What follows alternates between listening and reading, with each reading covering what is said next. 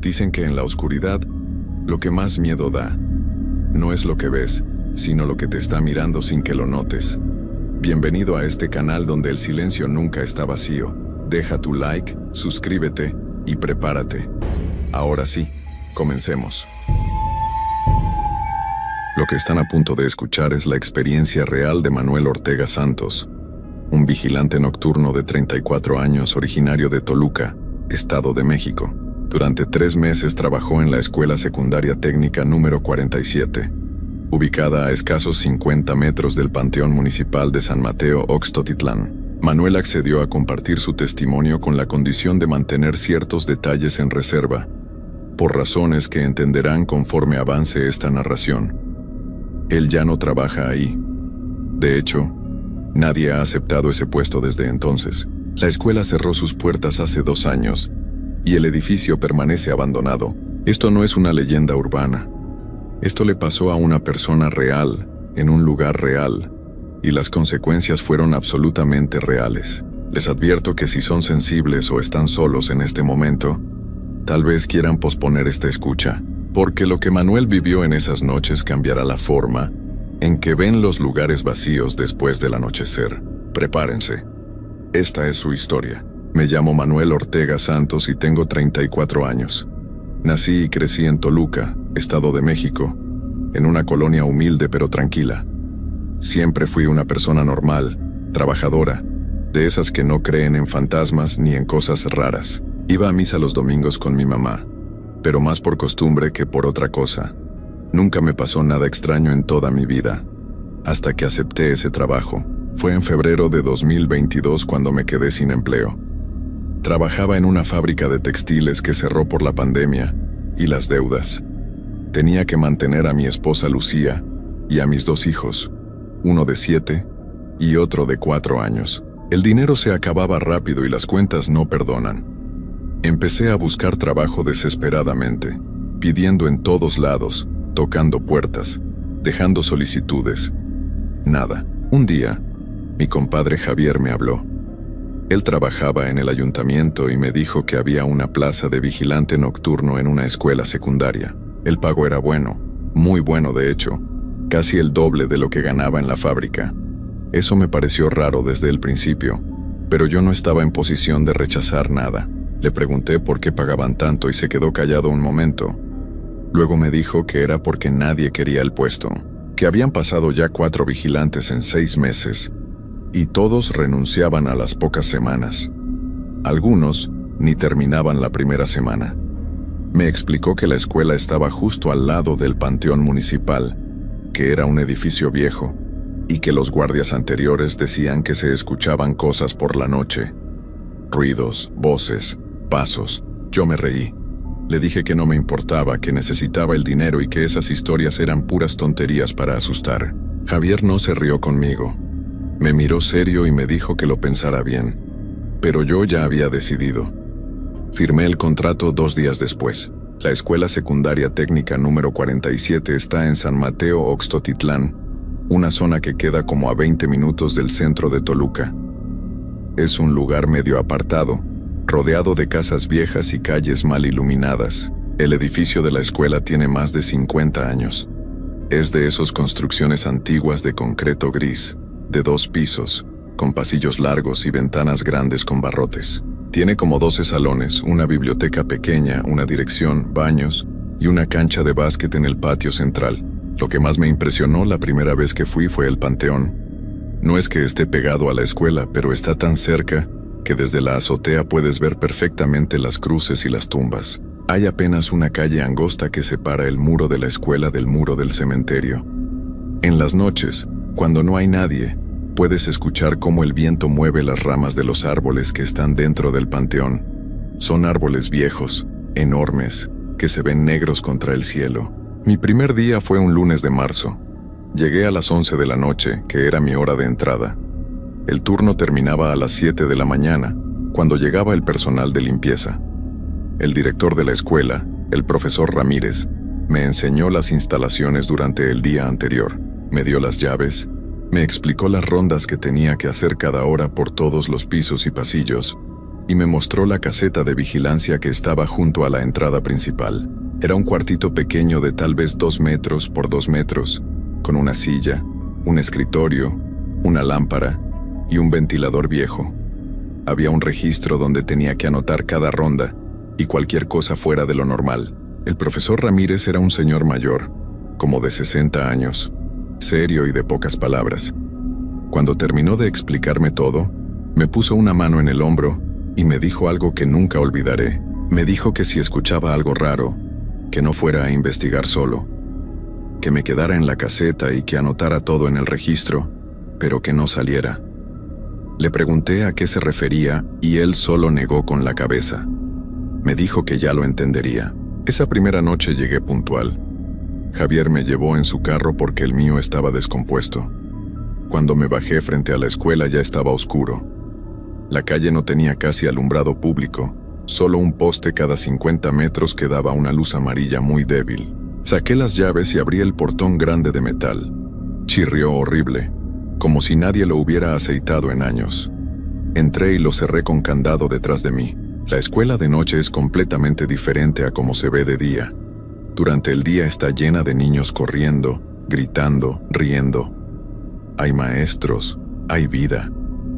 Pero de noche es como si todo eso desapareciera y quedara solo el cascarón vacío del edificio. Mis pasos sonaban muy fuerte en el concreto. Había silencio total. Un silencio pesado que te hace sentir incómodo. Caminé hasta la caseta y prendí la luz. El foquito era débil y hacía que todo se viera medio amarillo y triste. Me senté en la silla y saqué mi termo con café. Miré el reloj. Eran las 11:05 de la noche. Tenía que hacer mi primera ronda a las 12. Los primeros 40 minutos no pasó nada. Me quedé ahí sentado, tomando café, checando mi celular. La señal era malísima ahí adentro. Apenas me llegaba una rayita. Intenté ver algunos videos, pero no cargaban. Así que solo me puse a mirar por la ventana de la caseta hacia el patio. Todo estaba oscuro. Las luces del patio estaban apagadas. Solo se veía lo que iluminaba el poste de la calle que estaba afuera. A las 12 en punto agarré mi linterna, el llavero con todas las llaves, y salí a hacer la ronda. El procedimiento era simple. Tenía que recorrer todo el primer piso, revisar que todas las puertas estuvieran cerradas, que no hubiera ventanas rotas, que no hubiera nadie escondido. Luego subir al segundo piso y hacer lo mismo. Después bajar, dar una vuelta por el patio, revisar los baños y regresar a la caseta para anotar en el registro que todo estaba en orden. Empecé por el pasillo del primer piso. Mis pasos sonaban fuerte y hacían eco. El pasillo era largo, como de unos 30 metros, con salones a ambos lados. Las puertas eran de madera vieja con ventanas de vidrio esmerilado. Alumbré con la linterna cada puerta, cada ventana, todo cerrado, todo normal. Llegué al final del pasillo donde estaban las escaleras. Subí al segundo piso. Arriba había otro pasillo igual de largo, pero este daba hacia el lado del panteón. Había ventanas grandes con barrotes que daban hacia afuera. Me asomé por una y vi el cementerio del otro lado de la calle. Las cruces se veían como sombras negras. Los árboles se movían con el viento. Un escalofrío me recorrió la espalda, pero me dije a mí mismo que era una tontería tener miedo. Revisé todos los salones del segundo piso, todo cerrado, todo en orden. Bajé de nuevo, di la vuelta por el patio, revisé los baños, nada, todo tranquilo. Regresé a la caseta y anoté en el registro. Primera ronda, 12:20 de la madrugada, todo en orden. Me senté de nuevo y me serví más café. Hasta ese momento todo iba bien. Pensé que las historias que me había contado Javier eran exageraciones, que los otros vigilantes habían sido miedosos. Yo no iba a renunciar por tonterías. La siguiente ronda la tenía que hacer a la 1 de la mañana. Me quedé en la caseta esperando, viendo mi celular sin señal, tratando de mantenerme despierto. El café ayudaba, pero el silencio era tan pesado que te daban ganas de dormir de todos modos. Cuando faltaban 10 minutos para la 1 escuché algo. Fue un sonido muy leve, como un golpecito. Venía de algún lugar del edificio, pero no supe identificar de dónde. Me paré y salí de la caseta. Me quedé parado ahí en el patio, escuchando. Nada. Silencio total. Pensé que había sido mi imaginación o tal vez un animal, un gato o una rata. A la 1 hice mi segunda ronda. Esta vez fui más rápido. Primer piso, todo bien. Segundo piso, todo bien. Cuando estaba en el pasillo de arriba escuché de nuevo ese sonido, como un golpecito suave, como si alguien tocara una puerta con los nudillos. Me quedé quieto, alumbrando con la linterna hacia donde creí que venía el sonido. Era del salón de al final del pasillo, el salón 12. Caminé despacio hacia allá. El corazón me empezó a latir más rápido.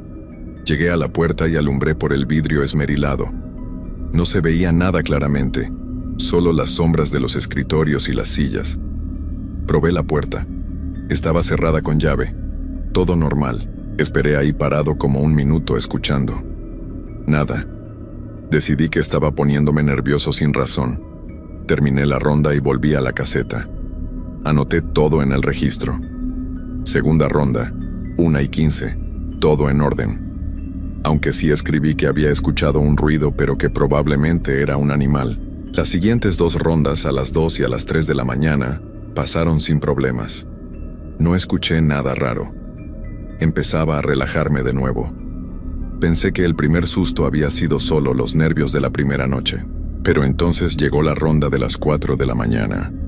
Y ahí fue cuando empezó todo de verdad. Salí de la caseta con mi linterna como siempre. El aire estaba más frío que antes. Se sentía pesado, húmedo. Entré al edificio por el pasillo del primer piso y empecé mi revisión. Todo iba normal hasta que llegué a las escaleras. Cuando puse el pie en el primer escalón escuché algo que me heló la sangre. Eran pasos. Pasos lentos y claros que venían del segundo piso. Pasos de alguien caminando por el pasillo de arriba. Me quedé completamente inmóvil. El sonido era inconfundible. No eran golpecitos, no era el viento, eran pasos de zapatos sobre concreto. Alguien estaba caminando arriba. Mi primer pensamiento fue que había un ladrón o alguien que se había metido a la escuela. Agarré mi celular para llamar a la policía, pero no tenía señal.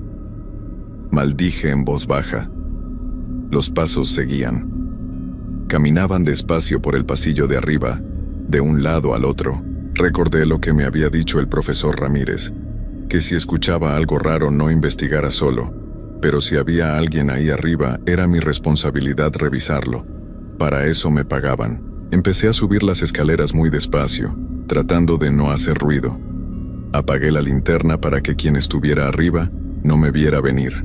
Subí escalón por escalón, con el corazón latiendo tan fuerte que pensé que se me iba a salir del pecho. Llegué al segundo piso y me asomé con cuidado. El pasillo estaba completamente oscuro. No había nadie, pero los pasos habían parado. Esperé ahí agachado junto a las escaleras, conteniendo la respiración. Pasó 1 minuto, 2 minutos. Nada. Prendí la linterna y alumbré todo el pasillo. Estaba vacío. Las puertas de todos los salones estaban cerradas. No había nadie. Pero yo había escuchado esos pasos claramente. No me lo había imaginado. Caminé por todo el pasillo revisando cada puerta, cada ventana. Todo cerrado. Fui hasta el otro extremo del edificio. Nada. No había forma de que alguien pudiera haber salido sin que yo lo viera. Solo había una escalera, y yo había estado ahí todo el tiempo. Bajé de nuevo confundido y asustado. Regresé a la caseta casi corriendo. Me senté y me temblaban las manos. Anoté en el registro lo que había pasado, pero traté de que sonara normal. 4ª ronda, 4:30. Escuché ruidos en segundo piso. Revisé y no encontré nada. Posiblemente el edificio asentándose. Pero yo sabía que no era eso. Yo había escuchado pasos. Pasos de una persona caminando. Me quedé en la caseta sin atreverme a salir hasta que llegó la hora de la ronda de las 5. Para entonces ya estaba amaneciendo un poco. El cielo empezaba a ponerse gris. Eso me dio un poco de valor. Hice la ronda rápido, casi corriendo por los pasillos. No escuché nada raro esta vez. Todo estaba en silencio. La última ronda era a las 6. Ya había más luz afuera. Los pájaros empezaban a cantar. Me sentía más tranquilo. Hice mi recorrido normal y no pasó nada. A las 7:10 llegó doña Marta, la señora de la limpieza. Le abrí el portón y me saludó con una sonrisa. Le pregunté si alguna vez había escuchado cosas raras en la escuela, y ella se puso seria. Me dijo que ella solo trabajaba de día y que nunca se quedaría de noche ahí, que todos en el pueblo sabían que la escuela estaba embrujada desde hace años, desde antes de que ella empezara a trabajar ahí. Le pregunté qué había pasado, pero ella solo negó con la cabeza y se fue a hacer su trabajo. Me quedé parado ahí, cansado, confundido, queriendo irme a mi casa. Javier llegó a recogerme a las 7:15. En el camino le conté lo de los pasos y él solo suspiró. Me dijo que todos los vigilantes anteriores habían reportado lo mismo, que los pasos eran solo el principio. Llegué a mi casa y Lucía me recibió con el desayuno listo. Mis hijos corrieron a abrazarme, me bañé y me acosté a dormir. Pero no pude. Cada vez que cerraba los ojos escuchaba esos pasos en mi cabeza, esos pasos lentos y pesados caminando por el pasillo vacío. Esa noche regresé al trabajo. No quería, pero necesitaba el dinero. Me dije a mí mismo que había sido mi imaginación, que estaba cansado, que los edificios viejos hacen ruidos, pero en el fondo sabía que me estaba mintiendo. La segunda noche empezó igual que la primera, todo tranquilo hasta las 4 de la mañana. Hice mi ronda y cuando subí al segundo piso los escuché de nuevo. Los pasos, pero esta vez eran diferentes, eran más rápidos, como si alguien caminara con prisa por el pasillo, y venían directo hacia mí. Me quedé paralizado. Los pasos se acercaban cada vez más, podía escucharlos claramente. Izquierda, derecha, cada vez más cerca. Alumbré con la linterna, pero no había nadie. El pasillo estaba completamente vacío, pero los pasos seguían acercándose, y entonces pasaron junto a mí. Sentí como si alguien me rozara al pasar. Una corriente de aire helado me golpeó. Los pasos siguieron hasta las escaleras y bajaron. Los escuché bajar escalón por escalón. Luego silencio. Me quedé ahí temblando como hoja durante no sé cuánto tiempo. Cuando por fin pude moverme, bajé corriendo a la caseta. Me encerré y no salí hasta que amaneció. Esa noche no hice más rondas. Me quedé ahí sentado, rezando, llorando, pensando en renunciar. Pero al día siguiente pensé en mis hijos, en las cuentas que tenía que pagar, en que no había otro trabajo. Regresé la tercera noche, y la tercera noche fue peor. Esta vez los pasos empezaron desde la primera ronda, y no eran solo pasos. Escuché puertas que se abrían y cerraban solas. Escuché voces bajas que susurraban cosas que no podía entender. Escuché llantos de niños que venían de los salones vacíos. Cada noche que pasaba era peor que la anterior. Los sonidos se hacían más fuertes, más claros, más reales. Empecé a ver cosas, sombras que se movían por los pasillos, figuras que aparecían por un segundo en las ventanas y luego desaparecían. Una noche vi a una niña parada al final del pasillo del segundo piso. Vestía un uniforme viejo de la escuela. Me miraba fijamente. Parpadeé y ya no estaba. Le conté todo a Lucía. Ella me rogó que renunciara, que buscáramos otra solución. Pero yo seguía pensando que podía aguantar, que solo era cuestión de acostumbrarme, que el dinero valía la pena. Después de 2 semanas empecé a dormir mal durante el día. Tenía pesadillas horribles. Soñaba que estaba en la escuela y que algo me perseguía por los pasillos. Algo oscuro que no podía ver bien, pero que sabía que quería hacerme daño. Me despertaba gritando. Los niños empezaron a tenerme miedo porque me veían demacrado, pálido, con ojeras enormes. Lucía me decía que había cambiado, que ya no era el mismo, que estaba ausente todo el tiempo. Y tenía razón. Esa escuela me estaba consumiendo. Pero yo seguía yendo cada noche porque no sabía qué más hacer. La 4ª semana pasó algo que me hizo entender que lo que estaba en esa escuela no solo quería asustarme, quería algo más. Era una noche de lluvia. Llegué empapado a la escuela. Hice mis primeras rondas sin problemas, pero a las 3 de la mañana, cuando estaba en el segundo piso, todas las luces del edificio se prendieron solas. Todos los salones, todos los pasillos, se prendieron al mismo tiempo con un zumbido fuerte, y entonces las puertas empezaron a abrirse, una por una. Todas las puertas de los salones se abrieron solas, lentamente, haciendo ese sonido de bisagras oxidadas. Me quedé parado en medio del pasillo viendo cómo las 12 puertas se abrían completamente. De los salones empezó a salir gente, o lo que parecía gente. Eran figuras oscuras, sin cara, sin detalles, solo siluetas negras que caminaban despacio hacia mí. Salieron de todos los salones, docenas de ellas. Caminaban todas hacia mí en silencio. Corrí más rápido de lo que había corrido en mi vida. Bajé las escaleras de 3 en 3, crucé el patio resbalándome con la lluvia. Llegué a la caseta y cerré la puerta con seguro. Me tiré en el suelo temblando.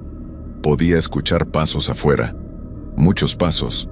Rodeando la caseta, golpearon la puerta, golpearon las ventanas.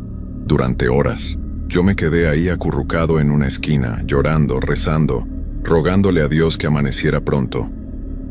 Los golpes no pararon hasta las 6 de la mañana. Cuando salió el sol, todo se detuvo. El silencio regresó. Doña Marta llegó y me encontró tirado en el piso de la caseta. Llamó a una ambulancia. Me llevaron al hospital. Los doctores dijeron que había tenido una crisis nerviosa. Me dieron pastillas para dormir y me mandaron a casa. Lucía me cuidó durante 3 días. Le dije que iba a renunciar, que no importaba el dinero, que ese lugar me estaba volviendo loco. Ella estuvo de acuerdo, pero antes de poder renunciar formalmente pasó algo. Algo que terminó con todo. Una semana después de mi crisis, Javier me llamó muy temprano. Estaba llorando. Me dijo que fuera urgente al hospital, que había pasado algo terrible. Cuando llegué me encontré con el profesor Ramírez, con otros maestros de la escuela, con policías. Me dijeron que habían encontrado a alguien en la escuela. Un niño de 2º grado había entrado a escondidas la noche anterior. Sus papás lo reportaron desaparecido. Lo encontraron en la mañana dentro de uno de los salones del 2º piso. No me dijeron más, no me dejaron ver nada.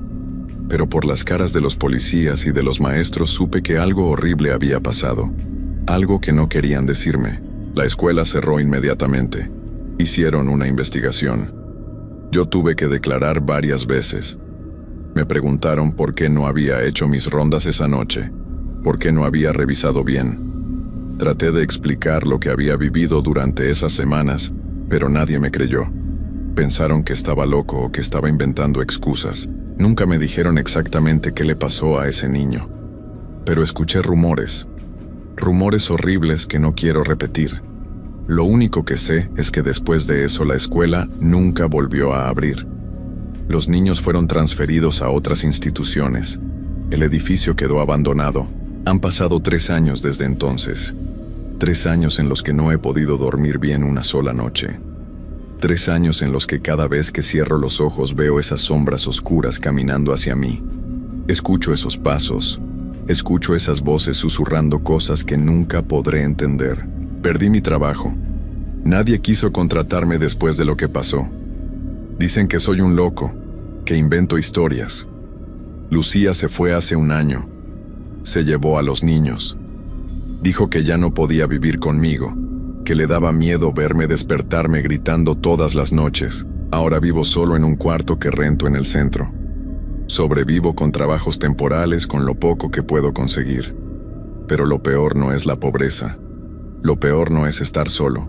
Lo peor es que ellos no se han ido. Sigo escuchándolos. Los pasos, las voces, los golpes en las paredes. Me siguen a donde vaya. De día, de noche, no importa. Están siempre ahí, esperando. A veces veo sombras en las esquinas de mi cuarto.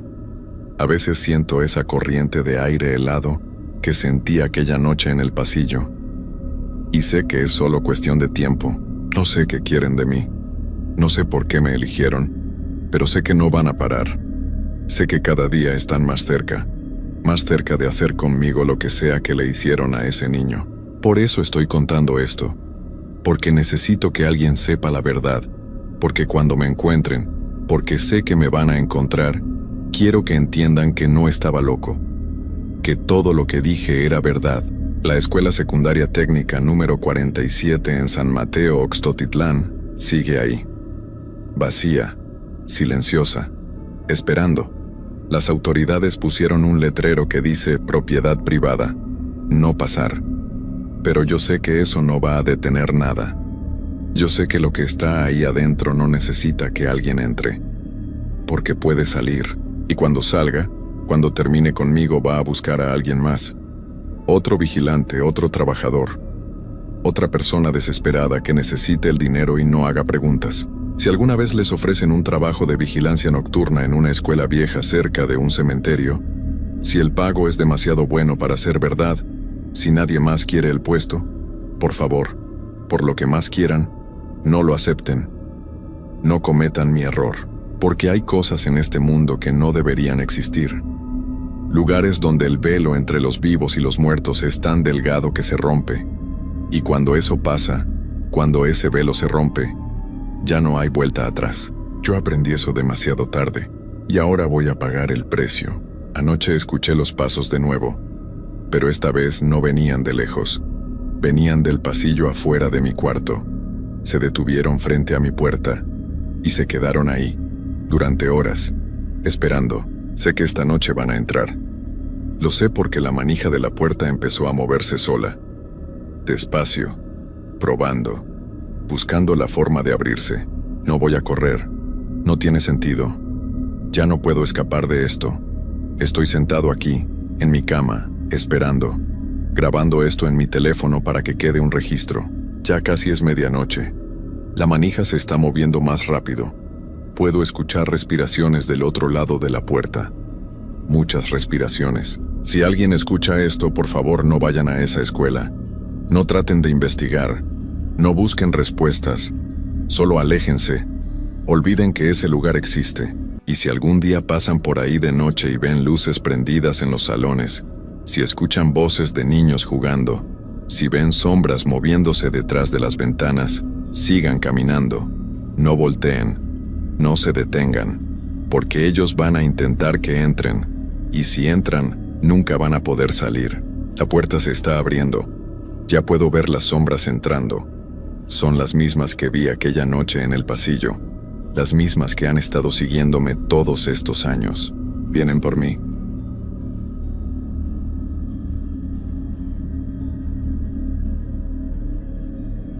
Hay trabajos que uno acepta por necesidad, sin pensar mucho en las consecuencias.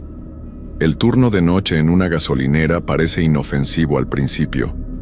Solo atender a los pocos clientes que llegan de madrugada, limpiar un poco, revisar que todo esté en orden. Pero cuando estás solo durante 8 horas en un lugar donde la oscuridad se extiende por kilómetros, empiezas a darte cuenta de que la noche trae consigo cosas que preferirías no conocer. Mi nombre es Roberto Mendoza García. Tengo 26 años y soy originario de Guadalajara, Jalisco. Llevo trabajando en esta gasolinera desde hace 3 meses. Está ubicada en la carretera que va hacia Tepic, a unos 40 kilómetros de la ciudad. Es un lugar solitario rodeado de campos y cerros. Durante el día se ve normal, incluso bonito con el paisaje verde. Pero cuando cae la noche, todo cambia. La primera semana fue tranquila. Llegaban camioneros, algún que otro viajero perdido, gente que regresaba tarde del trabajo, conversaciones normales, pagos rápidos, nada fuera de lo común. Don Armando, el dueño, me había advertido que las noches podían ser largas y aburridas, pero nunca me habló de lo que realmente pasaba en ese lugar. Todo comenzó a cambiar la segunda semana. Era un martes, cerca de las 2 de la mañana. Estaba revisando el inventario en la pequeña tienda cuando escuché que un carro se acercaba. El sonido del motor era extraño, como si el vehículo tuviera problemas. Salí de la tienda y vi un carro viejo de esos modelos de los años 80, color verde deslavado. Se detuvo en la bomba número 3. Del carro bajó un hombre mayor, tal vez de unos 60 años. Vestía una camisa de cuadros y pantalones de mezclilla. Lo que me llamó la atención fueron sus ojos. Estaban muy hundidos, y tenía una mirada que me hizo sentir incómodo. No dijo ni una palabra, solo señaló la bomba con el dedo. Le puse gasolina mientras él esperaba recargado en su carro, sin quitarme los ojos de encima. Cuando terminé, se acercó a apagarme. Sus manos estaban heladas, como si hubiera estado en un refrigerador. Me dio un billete de 50 pesos y cuando le fui a dar el cambio, me dijo con una voz rasposa que apenas pude entender: «Quédate con todo, muchacho, vas a necesitar la suerte». Antes de que pudiera preguntarle qué quería decir, ya se había subido a su carro y se alejaba por la carretera. Lo extraño es que su carro no hacía ruido al alejarse. Era como si se deslizara sobre el asfalto en completo silencio. Esa noche no pude dormir bien cuando llegué a mi casa. Algo en la mirada de ese hombre me había quedado grabado. Durante los días siguientes traté de no pensar en el incidente, pero por las noches, cuando estaba solo en la gasolinera, su voz se repetía en mi cabeza: «Vas a necesitar la suerte».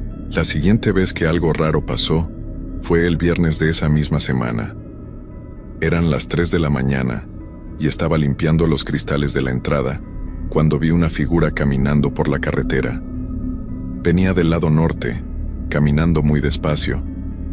Al principio pensé que era alguien que se había quedado sin gasolina y venía caminando hacia la estación, pero conforme se acercaba, me di cuenta de que algo no estaba bien. La persona caminaba de una manera extraña, como si le costara trabajo mantener el equilibrio. Cuando llegó a la luz de los reflectores de la gasolinera, pude ver que era una mujer joven, tal vez de unos 20 años. Su vestido estaba sucio y roto, y su cabello se veía desordenado. Se acercó a la puerta de cristal de la tienda y comenzó a golpearla con las palmas de las manos. No decía nada, solo golpeaba el cristal una y otra vez. Sus ojos estaban muy abiertos, como si hubiera visto algo que la hubiera llenado de terror. Abrí la puerta para preguntarle qué necesitaba, si quería que llamara a alguien o si estaba lastimada. Pero cuando abrí la puerta, ella dejó de golpear y se quedó ahí parada, mirándome fijamente. Sus labios se movían como si estuviera tratando de decir algo, pero no salía ningún sonido. «¿Está usted bien, señorita? ¿Necesita ayuda?».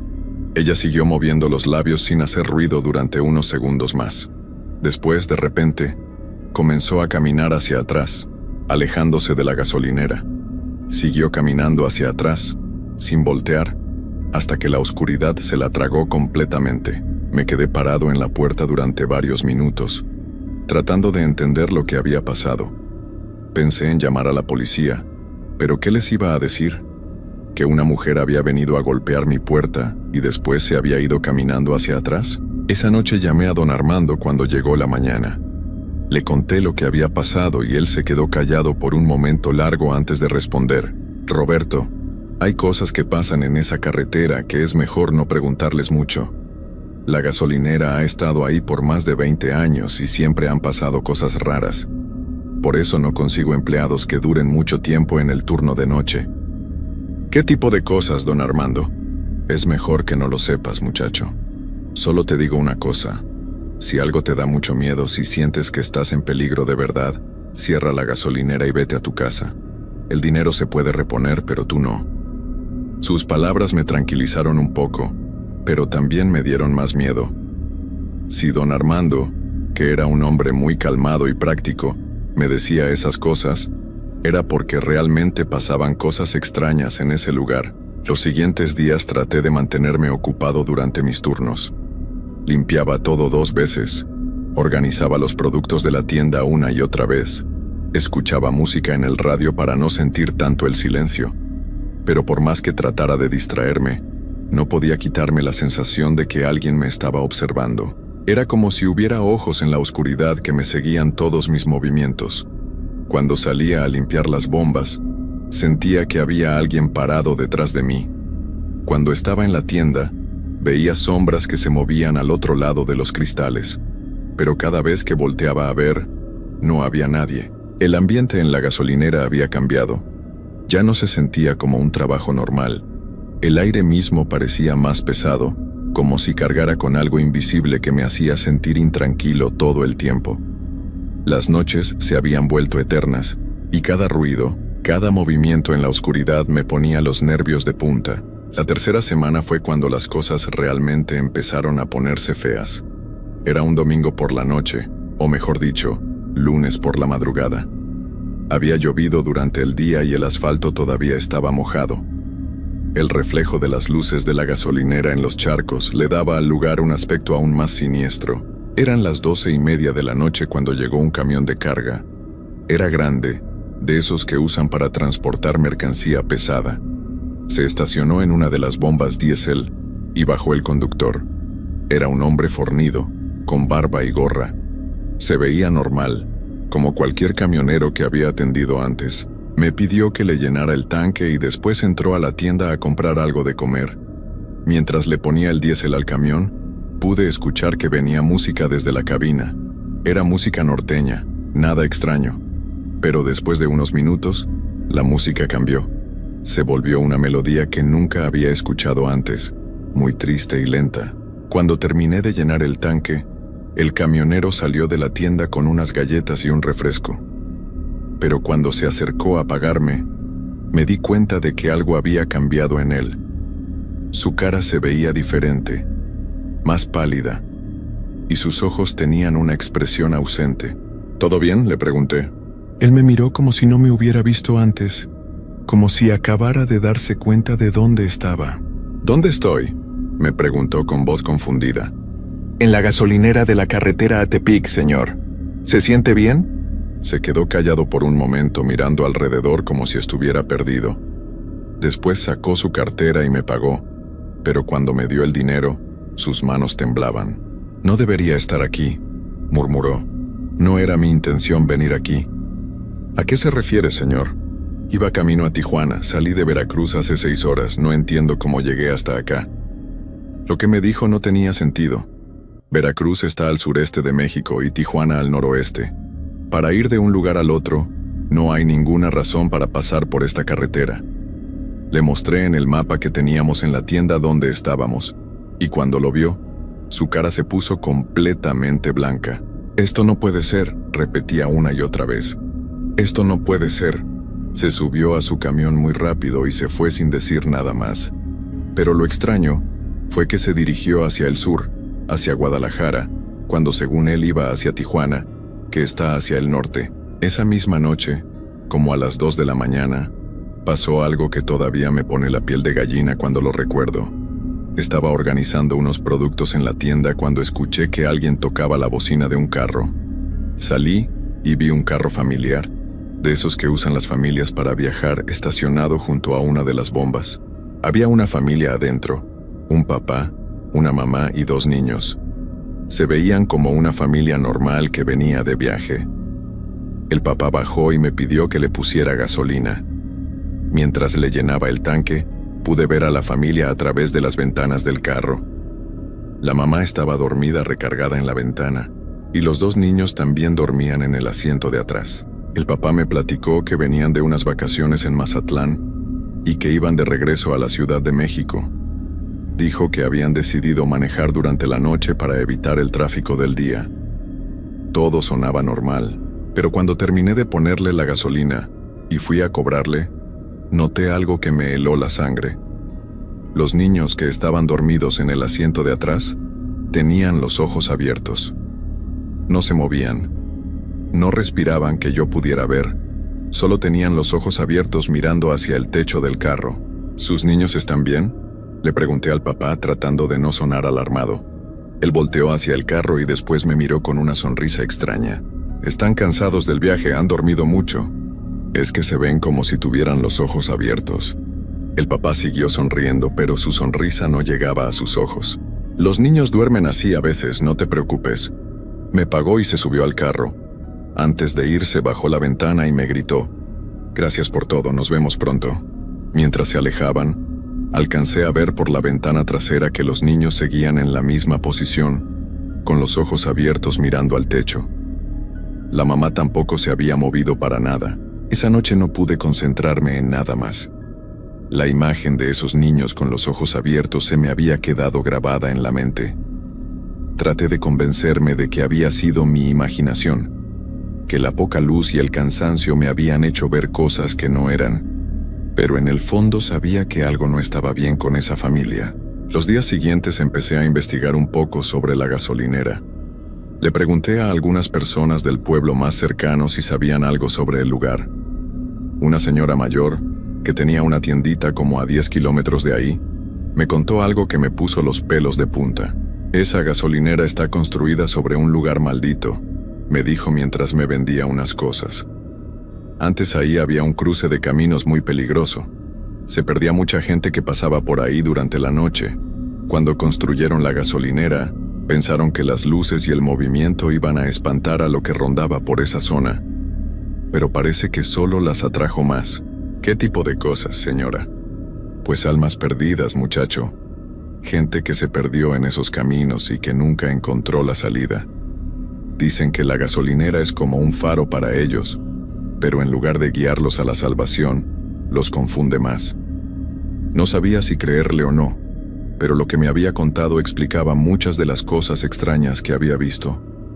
El hombre del carro verde, la mujer que golpeaba el cristal, el camionero confundido, la familia extraña. Todos parecían perdidos, como si no supieran dónde estaban o cómo habían llegado ahí. Esa noche decidí estar más alerta que nunca.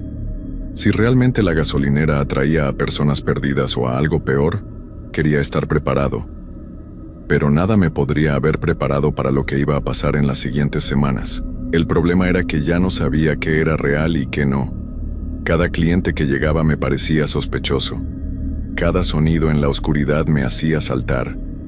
El trabajo se había vuelto una pesadilla constante, pero necesitaba el dinero y no tenía otras opciones de empleo. Además, había empezado a notar que las cosas extrañas no solo pasaban con los clientes.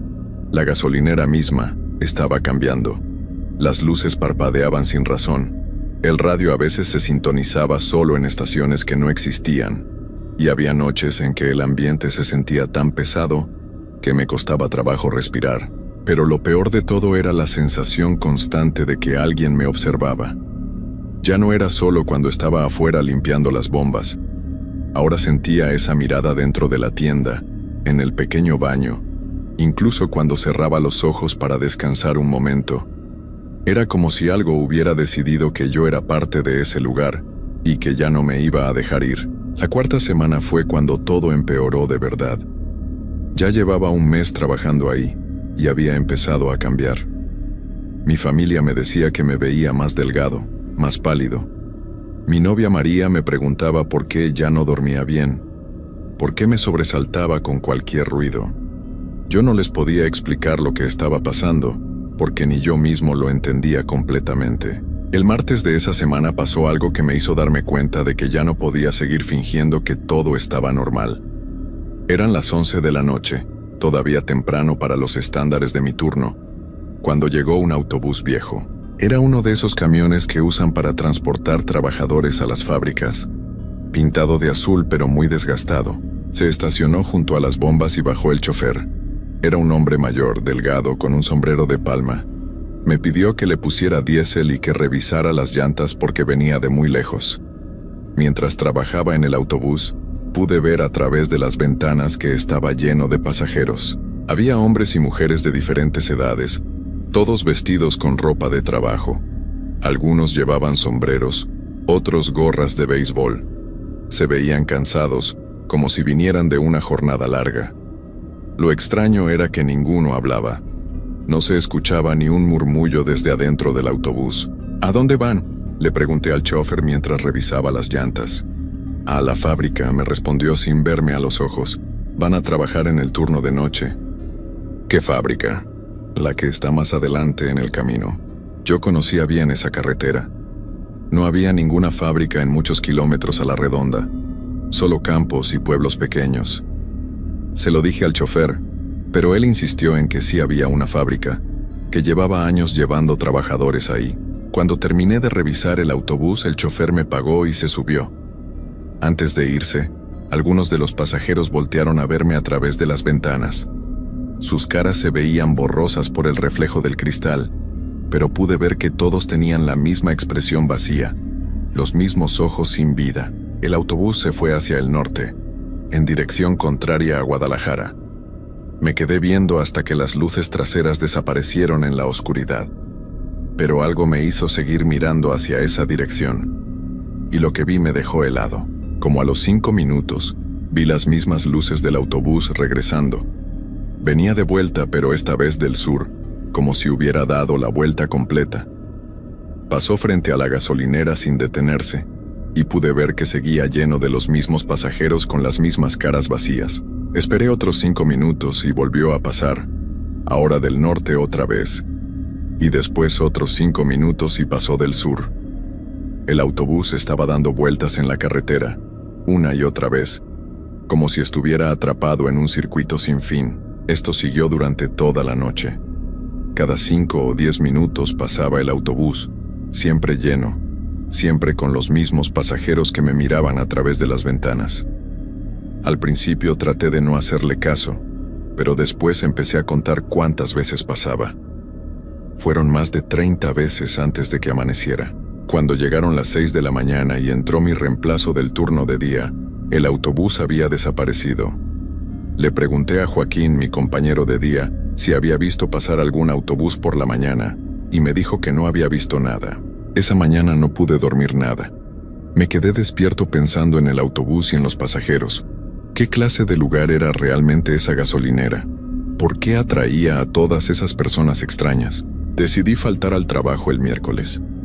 Le dije a don Armando que me sentía enfermo, lo cual no era mentira completamente.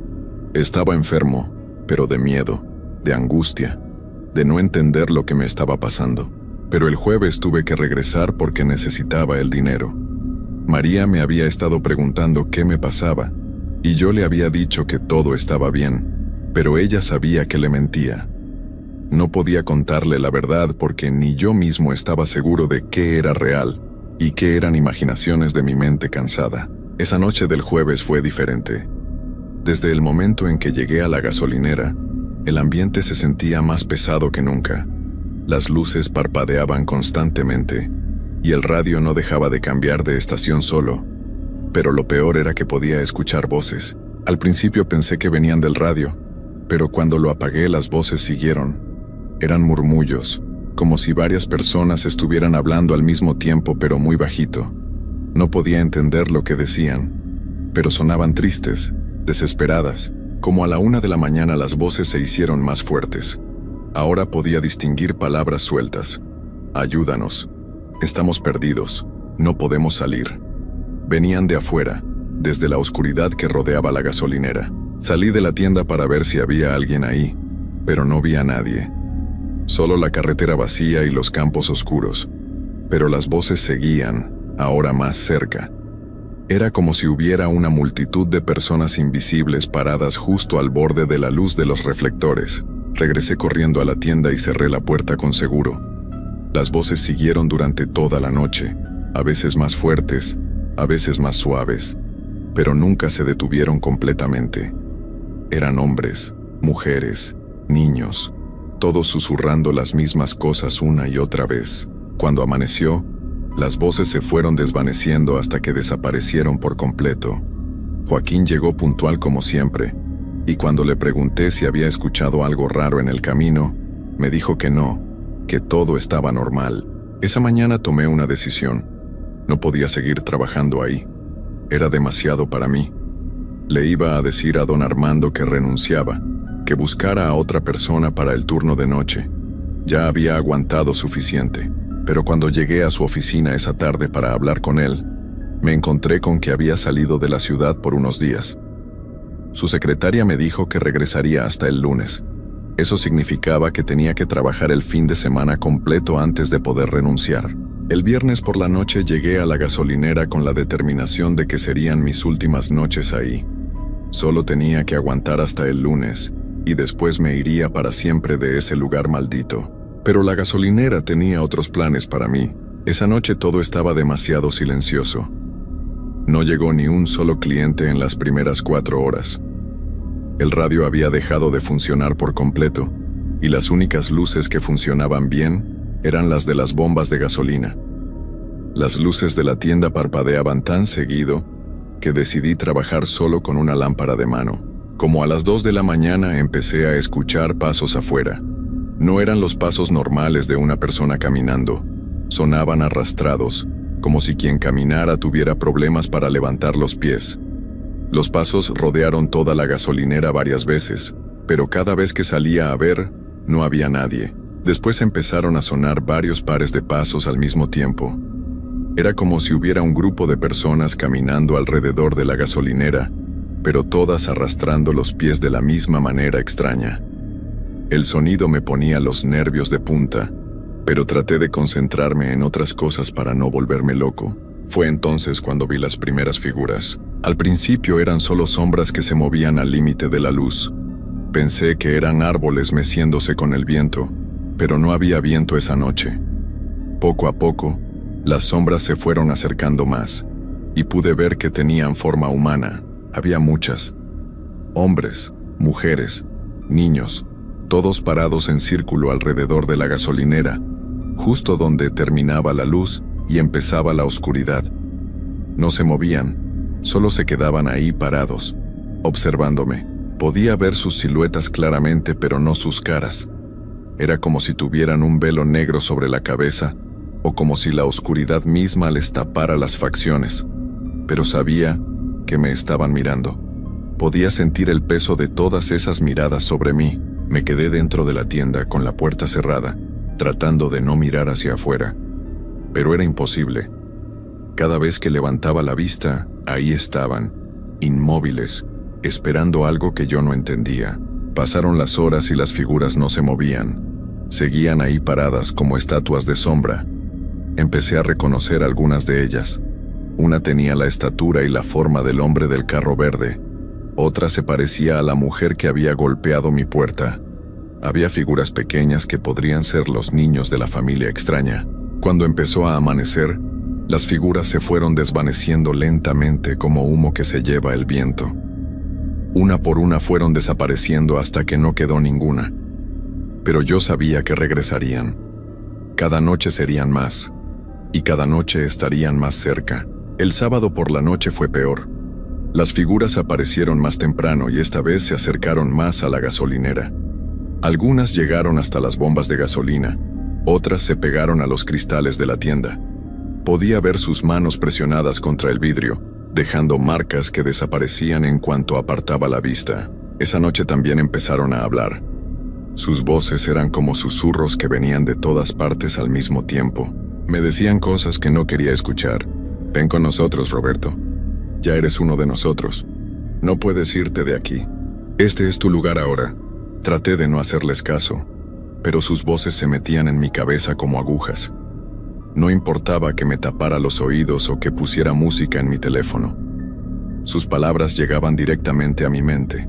El domingo fue el último día. Sabía que el lunes hablaría con don Armando y me iría para siempre. Solo tenía que aguantar una noche más. Pero cuando llegué a la gasolinera esa noche, algo había cambiado. La puerta de la tienda estaba abierta, aunque yo estaba seguro de haberla cerrado al irme el día anterior. Adentro, todos los productos estaban tirados en el suelo, como si alguien hubiera entrado y hubiera revuelto todo. Pero no faltaba nada. El dinero de la caja estaba intacto. Limpié el desorden y traté de mantener la rutina normal, pero sabía que esa noche sería diferente. El aire estaba más pesado que nunca, y podía sentir una presencia muy fuerte, como si algo muy grande se estuviera acercando. Las figuras aparecieron antes de la medianoche. Esta vez no se quedaron al borde de la luz. Caminaron directamente hacia la gasolinera y se metieron adentro. Pasaron a través de las paredes como si fueran de niebla. La tienda se llenó de sombras humanas. Estaban por todas partes, de pie entre los pasillos, recargadas en las paredes, sentadas en el suelo. Todas me miraban con sus caras oscuras que no podía distinguir bien. «Es hora, Roberto», dijeron todas al mismo tiempo. «Ya has estado aquí suficiente tiempo». «No», les dije, aunque mi voz salió como un susurro. «Me voy mañana, ya no voy a trabajar aquí». «No puedes irte», respondieron. «Nadie se va de aquí. Todos los que han trabajado en este lugar se han quedado con nosotros». Fue entonces cuando entendí la verdad horrible. Todos los empleados de turno nocturno que habían trabajado ahí antes que yo estaban entre esas figuras. La gasolinera los había atrapado a todos, uno por uno. Y ahora me tocaba a mí. «¿Qué quieren de mí?», pregunté, aunque ya sabía la respuesta. «Que te quedes, que seas parte de este lugar, que ayudes a cuidar a los que llegan perdidos como nosotros cuidamos de ti». Las figuras empezaron a acercarse a mí. Pude sentir un frío terrible que salía de ellas. Era un frío que no era solo físico, sino que llegaba hasta los huesos, hasta el alma. Traté de correr hacia la puerta, pero mi cuerpo no me obedecía. Era como si mis piernas pesaran toneladas. Las figuras me rodearon completamente y pude sentir sus manos heladas tocándome la cara, los brazos, la espalda. «No tengas miedo, Roberto», me susurraron. «Aquí estarás en paz. Ya no tendrás que preocuparte por nada. Solo tendrás que esperar a que lleguen otros como tú». El frío se fue metiendo dentro de mí, llenando mi pecho, mi estómago, mi cabeza. Sentí como si me estuviera congelando desde adentro hacia afuera. Mis pensamientos se volvieron lentos, confusos. Ya no podía recordar bien por qué había querido irme de ahí. Cuando amaneció, las figuras desaparecieron, pero yo sabía que algo en mí había cambiado para siempre. Me miré en el espejo del baño de la gasolinera y vi que mi cara se veía diferente, más pálida, más delgada. Mis ojos tenían una expresión que no reconocía. Joaquín llegó como siempre a las 6 de la mañana. Me saludó normal, pero yo pude ver en su cara que notaba algo extraño en mí. Le dije que todo estaba bien, pero mi voz sonaba distante, como si viniera de muy lejos. Ese lunes fui a la oficina de don Armando. Estaba sentado en su escritorio revisando unos papeles. Cuando entré, levantó la vista y me sonrió. «Roberto, qué bueno que vienes, quería hablar contigo». «Yo también quería hablar con usted, don Armando. Dime, ¿cómo te has sentido trabajando en el turno de noche?». La pregunta me confundió. Había ido ahí para renunciar, pero de repente no podía recordar por qué. El trabajo en la gasolinera no estaba tan mal. Era tranquilo, silencioso, y ya me había acostumbrado a los visitantes nocturnos. «Bien», le respondí. «Me gusta el trabajo». Don Armando sonrió más ampliamente. «Me da mucho gusto escuchar eso, porque tengo una propuesta para ti. El empleado del turno de día va a renunciar el próximo mes. ¿Te gustaría quedarte con el turno de noche permanente? Te puedo dar un aumento de sueldo». «Sí», le dije sin pensarlo. «Me gustaría quedarme». «Excelente. Sabía que eras el indicado para ese trabajo». Salí de su oficina sintiéndome extrañamente en paz. Ya no tenía esa sensación de angustia que me había estado molestando las últimas semanas. La idea de trabajar en la gasolinera para siempre no me daba miedo. Al contrario, me parecía natural, como si fuera mi destino. Han pasado 6 meses desde entonces. Sigo trabajando en el turno de noche de la gasolinera. Ya no me asustan los visitantes extraños. De hecho, los espero cada noche. Son parte de mi familia ahora. María me dejó hace 4 meses. Dijo que ya no me reconocía, que me había vuelto una persona completamente diferente. Mi familia tampoco me visita mucho. Dicen que me ven muy cambiado, muy distante, pero yo estoy bien. Mejor que nunca, de hecho. La gasolinera es mi hogar ahora. Durante el día duermo en el cuartito de atrás que don Armando acondicionó para mí. Durante la noche cuido el lugar y recibo a todos los que llegan perdidos, porque siguen llegando. Gente confundida, familias extrañas, viajeros que no saben cómo llegaron hasta ahí. Yo los atiendo con amabilidad, les doy lo que necesitan y los despido con una sonrisa. Y cuando llega alguien nuevo a trabajar en el turno de día, alguien joven que podría necesitar el dinero extra del turno nocturno, yo siempre me ofrezco a enseñarle el trabajo. Les explico lo tranquilo que es, lo bien que se puede vivir trabajando ahí. La semana pasada llegó un muchacho nuevo. Se llama Andrés y tiene 24 años. Está estudiando y necesita trabajo. Le dije a don Armando que Andrés sería perfecto para ayudarme en las noches más ocupadas. Esta noche Andrés va a trabajar conmigo por primera vez.